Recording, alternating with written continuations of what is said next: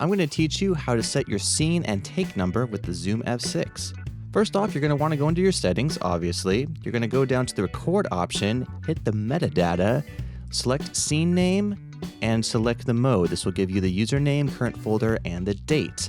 In this case, you want to use the username function. So once you have that set, go into the edit section. Now, if you hit the bottom left corner 3 times, it'll eventually bring you up to the numbers. Let's pretend we're about to record scene 1 of the day. And if we're recording scene 1, that means the first angle is going to be A. So we enter in scene 1A.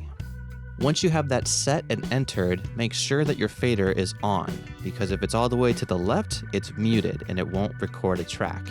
I usually record with the first input, but for this video, nothing is connected. You can see how the metadata is saying that we're recording scene 1A take 1. The 001 indicates the take number.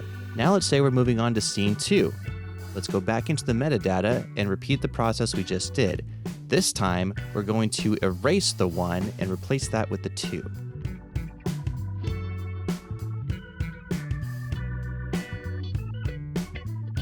The mixer now says scene 2A, take 1. Now if I stop the recording and start recording again, it's going to move on to take 2. Same scene, 2A, just take 2. Now let's say I want to move into another take immediately afterwards. Just press the record button again.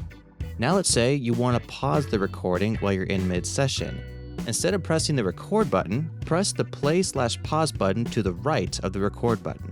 You have now paused your recording, so anything happening during the take that's not needed, it is paused. Whenever you want to continue recording, press the play button again. You can also record audio using the current folder setting. This setting records a new file name based off of the folder you have created. And if you go into your menu settings and click Finder, you'll find a list of all the recordings that you've recorded throughout the day. Now let's say you want to record using the date. By doing this, the metadata is going to show the date that you recorded that audio recording.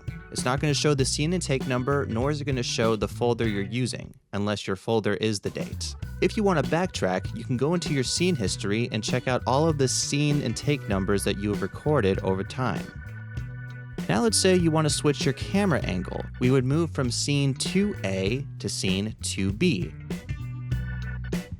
We're still on scene 2, but because we're switching the angle, we're now moving up a letter to letter B.